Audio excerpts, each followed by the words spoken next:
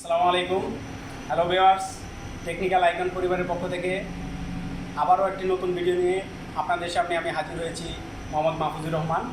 আজকে আপনাদের আমি বোঝাবো এবং প্র্যাকটিক্যালি দেখাবো কীভাবে মেজারমেন্ট করতে হয়। ইন্ডাস্ট্রিয়াল ক্ষেত্রে ইউজ করা হয় ভেরিয়েবল রেজিস্টর বা পটেনশিওমিটার।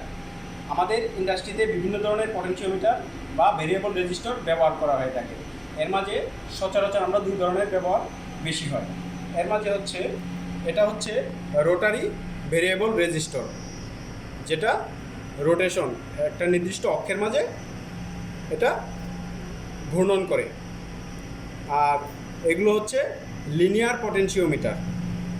এটা লিনিয়ার টাইপ, এটা রৈখিক অক্ষের মধ্যে তার মেজারমেন্ট করে থাকে বা রেজিস্ট্যান্স শো করে সরলরৈখিকভাবে। এটাও লিনিয়ার পটেনশিওমিটার। এটা 500 থেকে 5K পর্যন্ত। এটাও একটা ভেরিয়েবল রেজিস্টর, রোটারি টাইপের। এই রেজিস্টরের বা পটেনশিওমিটারের 3টা টার্মিনাল থাকে। এর ভিউয়ার্স দেখেন 1, 2, 3। এর মাঝে 1 হচ্ছে ইনপুট এবং 2 হচ্ছে ভেরিয়েবল আউটপুট এবং 3 হচ্ছে গ্রাউন্ড বা নেগেটিভ। এখানে 1-এ আমরা যে ইনপুট ভোল্টেজ দেব, সাপোজ 10 ভোল্ট, এবং 3-তে গ্রাউন্ড দেব। এই দুইটার ভেরিয়েবল আউটপুট আমরা এই 2 নম্বর পয়েন্টে পাবো। এটা আমরা অ্যাডজাস্ট করতে পারবো এই অ্যাডজাস্টেবল নবের মাধ্যমে। এই নব দিয়ে আমরা যেভাবে অ্যাডজাস্ট করব, ঠিক মাঝখানের এই 2 নম্বর পয়েন্ট দিয়ে সেরকম ভেরিয়েবল ভোল্টেজ পাবো। এখন এটা হচ্ছে ঠিক সেম লিনিয়ার পটেনশিওমিটারের ক্ষেত্রেও সেম একই রকম 3টা পয়েন্ট থাকে, 1, 2, 3। 2 হচ্ছে ভেরিয়েবল আউটপুট।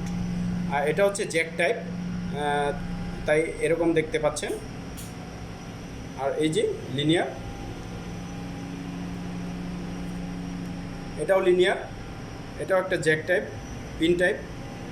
এটা সাধারণত ডাইং মেশিনে ব্যবহার করা হয়, বিভিন্ন নিউমেটিক বাল্বের সাথে এটা অ্যাডজাস্ট করে ব্যবহার করা হয়। এটাও রোটারি টাইপ, 3টা পয়েন্ট আছে, 1, 2, 3। এখন আপনাদেরকে আমরা দেখাবো, যেমন এটাতে দেখেন ভিউয়ার্স 10K লেখা আছে।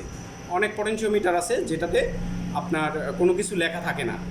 সেক্ষেত্রে আমি কিভাবে এটা মেজারমেন্ট করব, মেজারমেন্ট করে জানবো যে এটা কত কে বা এটা রেজিস্ট্যান্স কত। সো আপনাদেরকে আমি সেটা এখন দেখাবো কিভাবে মেজারমেন্ট করতে হয়।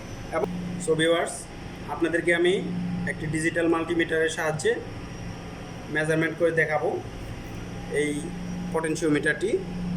এটা হচ্ছে 3K। সো মনে করেন যে এটাতে কোনো কিছু নেই। এখন এটা আমি মেজারমেন্ট কিভাবে করব, যেহেতু এখানে আমি একটি ডায়াগ্রাম দেখিয়েছি। 1, 2, 3 3টা টার্মিনাল আছে এখানে।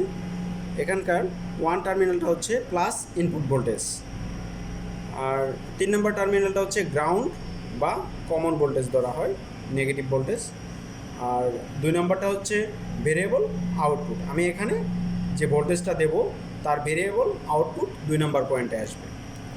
সো এখন আমি রেজিস্ট্যান্সটা চেক করব, যেহেতু এখন আমি ভোল্টেজ দেখাতে পারছি না, তাই রেজিস্ট্যান্সটা মেপে আপনাদেরকে দেখাবো।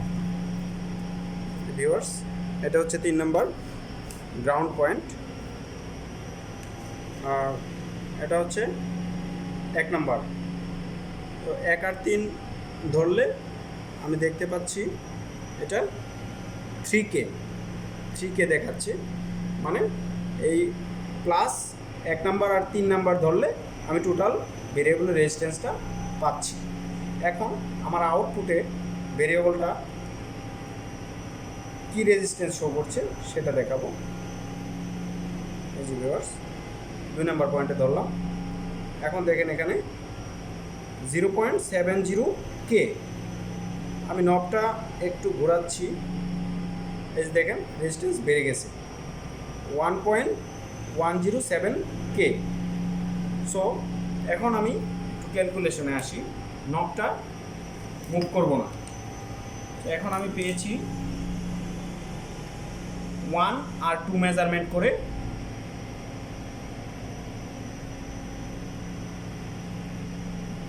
(1.107K plus. এখন আমি মেজারমেন্ট করব, যেহেতু আমার এটা আউটপুট, এটাকে কমন ধরে এটার সাথে 3, 2 এর সাথে 3 মাপবো। এখন এটা হচ্ছে আমার 2 পয়েন্ট আর এটা হচ্ছে আমার 3 নাম্বার পয়েন্ট। সো ভিউয়ার্স দেখেন এখন হচ্ছে 2.073, 2.073। সো দুইটার যোগ করলে অলমোস্ট 3.173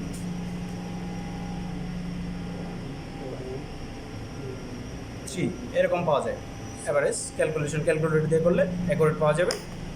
সো দেখেন আমাদের এটা 3K, আমি কিন্তু এখানে না লেখা থাকলেও মেজারমেন্ট করে বের করতে পারছি। সো ভিউয়ার্স এভাবে আমরা একটা ভেরিয়েবল রেজিস্টার মেজারমেন্ট করব এবং ব্যবহার করতে পারবো অতি সহজেই। ইনশাল্লাহ আশা করি আপনারা সবাই আমাদের ভিডিও দেখে কিছু না কিছু শিখতে পেরেছেন এবং উপকৃত হবেন। আমাদের পরবর্তী ভিডিওর জন্য অপেক্ষা করবেন এবং আমাদের চ্যানেলটি লাইক, শেয়ার ও সাবস্ক্রাইব করবেন, বন্ধুদের সাথে শেয়ার করবেন। পরবর্তী ভিডিও নিয়ে আসার আগ পর্যন্ত ভালো থাকুন, সুস্থ থাকুন। আসসালামু আলাইকুম।